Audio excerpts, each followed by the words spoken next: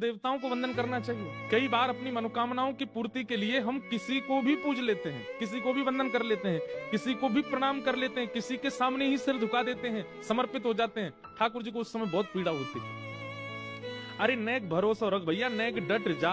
अब जैसे बालक रोता है, क्यों? भूख लगी है, तो माँ थोड़ी देर उसको रोने देती है। ठीक है, अब मैं जाऊंगी, जाकर के दूध गर्म करूंगी, गिलास में भरूंगी, तभी तो पिलाऊंगी।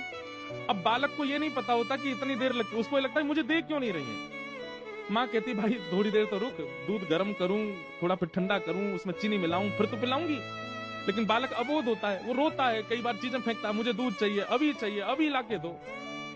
तो माँ क्या कहती, रोता रहे थोड़ी देर, अब ये तो पागल है, इसको क्या समझाऊं मैं, छोटा बालक है। माँ गई तो उसके लिए सामग्री लेनी ही है, लेकिन वो बालक इतनी देर में विचलित हो जाता है। ठीक वैसे ही हम लोग हैं, हम लोग ठाकुर जी के सन्मुख जीवन जी रहे हैं।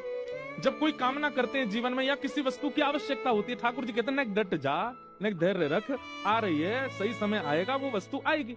पर हम लोग इतने विचलित हो जाते हैं, अरे भैया ये यहाँ इन देवता से काम ही नहीं चल रहा हमारा, कोई और बताओ। वहां पीपल का पेड़ है, उस पर ऐसे नारियल बांध आओ, ठीक है, यहाँ से भी काम नहीं बना। हरियाणा में एक पीर बाबा है, उन पर ऐसे कर आओ, यहाँ पे भी काम नहीं बना। वहां जाओ, वहां मदिरा पिलाया देवता को उससे काम बन जाएगा। वहां पे भी काम नहीं बनना, वहां तेल चढ़ाया हो। अब होता क्या है, इतने सारे देवताओं को आपने बोल दिया कि हमारा काम बनवाओ, एंड में जाकर के खिचड़ी बन जाती है, कोई काम नहीं होता है।